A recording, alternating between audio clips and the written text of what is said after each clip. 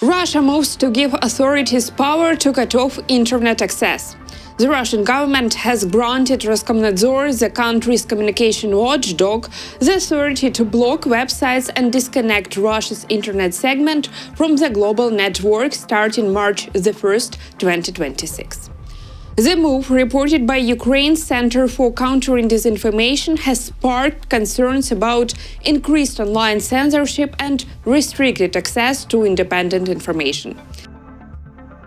Russian propaganda tries to justify this decision as a measure to counter cyber attacks, fraud, and spam, while claiming that the decree is merely technical and formal. In reality, these actions by the Russian authorities are a continuation of a deliberate policy to establish internet censorship and limit Russians' access to information sources outside Kremlin control. The Center for Countering Disinformation noted that the Kremlin's ultimate goal is to create a fully closed and government-controlled internet network in Russia aimed at saturating the population with propaganda and enabling total surveillance. In 2025, Roskomnadzor blocked more than 1.2 million websites, a 50% increase compared to the previous year. 3 years ago, on November 11, 2022, Ukrainian forces liberated Kherson, a city that has been under Russian occupation for 8 months. Now, 3 years after its liberation, Kherson once again finds itself under threat. 3 years ago, on November 11, 2022, thousands of Kherson residents flooded the streets to welcome Ukrainian troops. The city was alive with joy, tears, flags, and embraces. Today, those same streets are empty and silent. Russia's artillery strikes from across the Dnieper River hit daily, and drones buzz overhead. Kherson has become a frontline city where everyday life is forced underground, behind shelters and concrete barriers. I go home in the evening and the drones are flying. I just run away like at the same time. Before I would hide under trees, now I don't know where we'll hide. Before I didn't go under balconies because the glass might fall or something else. Now I walk under multi-story buildings if I hear drones. And in general, I walk along the road. If I see a car driving by, then I go. In Kherson, protective nets are now lined the streets. Originally used on constructive sites, they are now used to shield pedestrians from the debris and drones. Hospitals' entrances are fully covered in plastic mesh, while post offices and bus stops are fortified with concrete barriers. Above it all, an invisible layer of protection hums: electronic warfare systems that jam Russian drone signals. On the third anniversary of Kherson's liberation, Ukrainian President Volodymyr Zelensky vowed that Ukraine will do everything possible to reclaim all cities and villages captured by Russia. In November 2022, our blue and yellow flags, which people had hidden for months, once again flew over the streets of Kherson. We remember that joy, those tears, those hugs, the gratitude you feel when you see your people returning. The occupiers fled Kherson thanks to the strength of our people.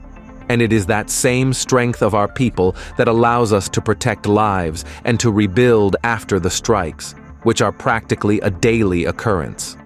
Russia terrorizes Kherson every day. Ordinary people, ordinary life. And that is precisely why Russia has no place here. Kherson is Ukraine.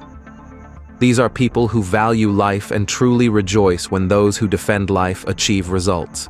One of Chinese largest oil refineries has refused to purchase Russian crude. Yanchang Petroleum excluded Russian oil from its latest tender for delivery scheduled from December through mid-February, Reuters reports. Previously, it imported Russian oil about once a month, usually as per export grade or so-called crude, according to experts cited by Reuters. Western sanctions on Russian oil have made Chinese state companies and some Indian refineries avoid Russian crude to reduce their risk of penalties. Yanchang can process 348,000 barrels a day and imports oil through the port of Tianjin near Beijing. According to Bloomberg, 5 major Indian refineries did not place any orders for Russian crude for the coming months. Normally, such deals are finalized by the 10th of the current month. Only 2 refineries, Indian Oil Corp and Nayara Energy Limited, purchased Russian oil for December. Sanctions and Ukrainian attacks on Russian refineries have caused Russia's exports of refined fuel to fall sharply. Just yesterday, Ukrainian drones hit the Saratov refinery, one of Russia's largest, causing a fire confirmed by the Ukrainian General Staff.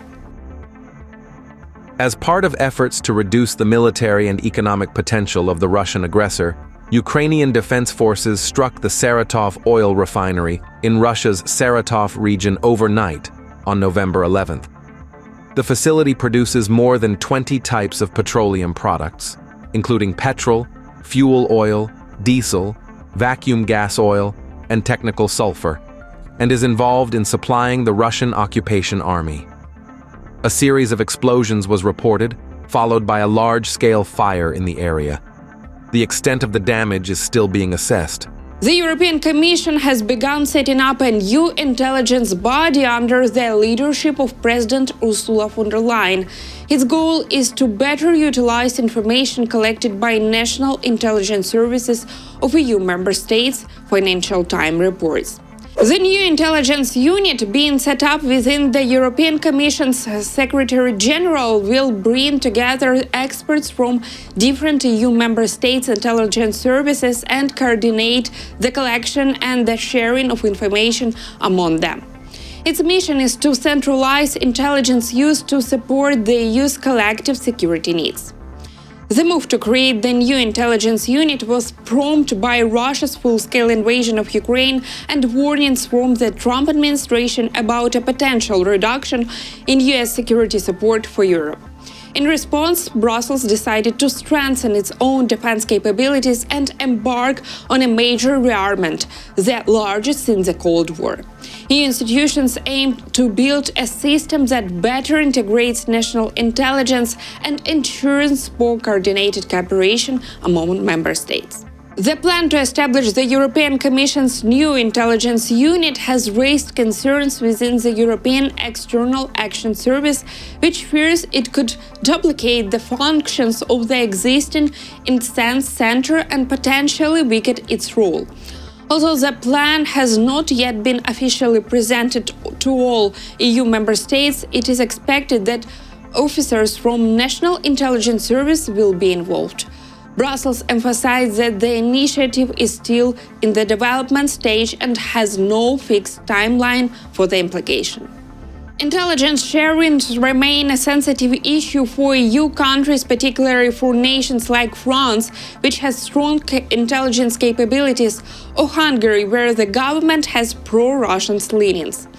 At the same time, criticism of its effectiveness has grown, especially following Russia's ongoing hybrid warfare. The idea for the new unit came after Ursula von der Leyen proposed the creation of a security college for EU commissioners to enhance their awareness and understanding of security and intelligence matters.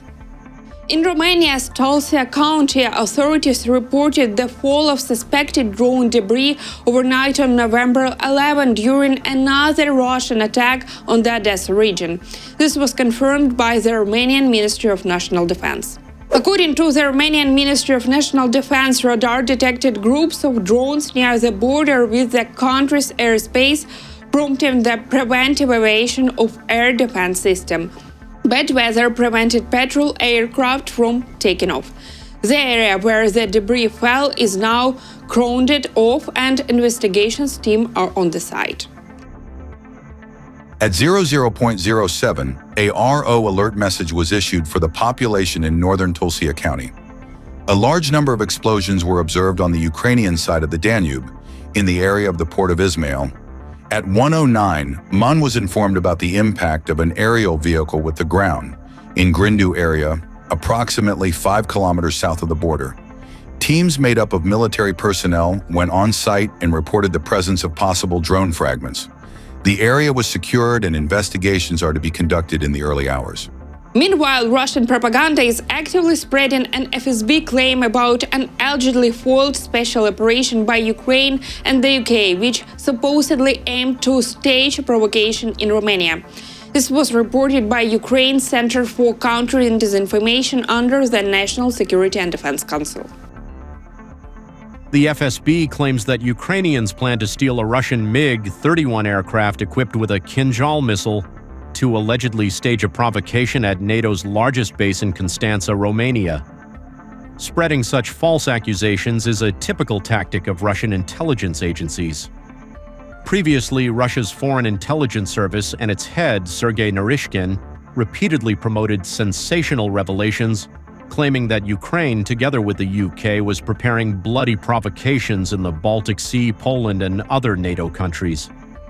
However, after numerous failures and a growing trust crisis in that agency, such fabrications are now being circulated by the FSB, led by Alexander Bortnikov, another longtime associate of Putin. Such messages are being spread systematically, aiming to frighten Western audiences with the alleged risks of supporting Ukraine. This is a part of Kremlin's strategy to disrupt military aid to Ukraine from its allies. That's it for now. Thank you for watching, and don't forget to subscribe to our channel and leave your comments below.